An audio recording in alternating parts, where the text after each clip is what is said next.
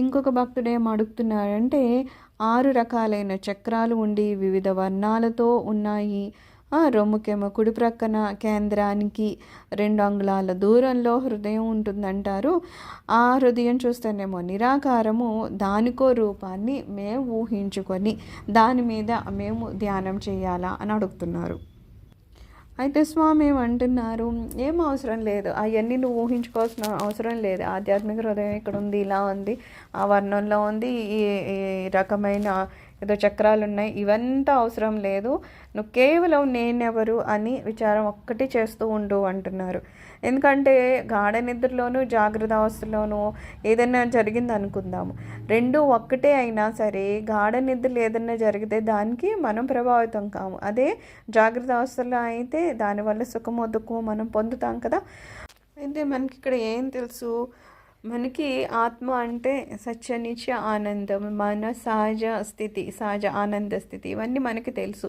ఇవన్నీ తెలిసినప్పుడు మనం ఏదో నిద్రపోయే వాళ్ళలాగా మన దగ్గర ఆనందం ఉందన్నా సరే దాన్ని తెలుసుకోకుండా ఇంకా ఏదో ఆనందం ఎక్కడుందో అని బయట ప్రపంచంలో పరిగెడుతూ ఉంటే అది నిద్రపోయే వాళ్ళలాగా ఉంటుంది పరిస్థితి. ఎందుకంటే అక్కడ ఏం జరుగుతుంది అనేది మనకి తెలుసు కూడా దాన్ని తెలుసుకోలేని స్థితిలో ఉన్నాం. కానీ ఇక్కడ స్వామి ఏమంటారు, నువ్వు నిద్రలో ఉంటే ఎవరైనా మేల్కొల్పారు అనుకో, ఎవరు అని అడిగితే ఏం చెప్తారు, నేను నిన్ను మేల్కొల్పానని చెప్తారు కదా. అలాగా మనలో కూడా నేను అనేది ఒకటి ఉంది, దాన్ని మనం విచారణ చేసుకుంటూ పోవాలి. నేనెవరు అని మనం తెలుసుకుంటూ పోతే ఆఖరికి మనకు తెలిసేది ఏంటి, నేను అనేది ఆత్మ కూడా ఏంటి, సహజ ఆనంద స్థితి. అది ఎప్పుడూ ఉండే ఆనందం మనలోనే ఉంటుంది కదా. అలాంటి ఆనందం ఉన్నప్పుడు దాన్ని అనుభూతిలోకి మనము పొందినప్పుడు ఇంకా వేరే ఆనందం కోసం బయట తిరగం కదా.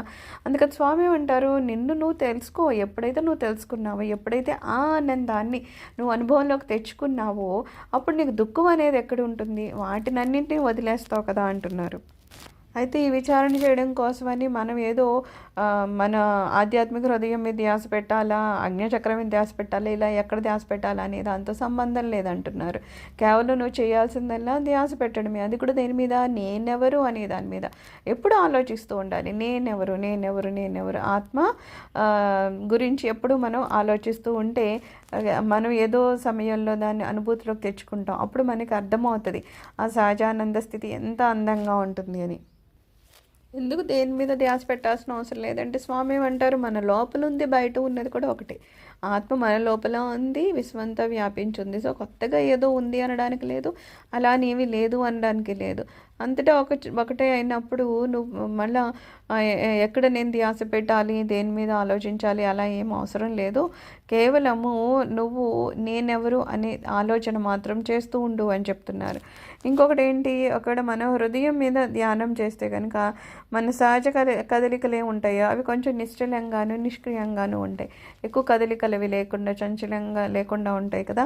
అదే మనం ఇతర కేంద్రాల మీద కనుక ధ్యాస పెట్టామనుకో ఆ ఎరుక మనకి ఉండదు అంటున్నారు. అక్కడ అలా ఉండదు, చంచలం ఎక్కువగా ఉంటుంది అనమాట. అందుకని హృదయం మీద ధ్యాస పెట్టి, అది కూడా సాధన స్టార్టింగ్లో అట్లా చేస్తాడే తప్పితే ఎప్పుడు అది అవసరం లేదనమాట. ఒక కేంద్రాన్ని ఉంచాలి, దాని మీద ధ్యాస పెట్టాలి అలాంటిది ఏమీ లేదు. కేవలం నేనెవరు అని విచారం చేస్తే మాత్రం చాలని చెప్తున్నారు.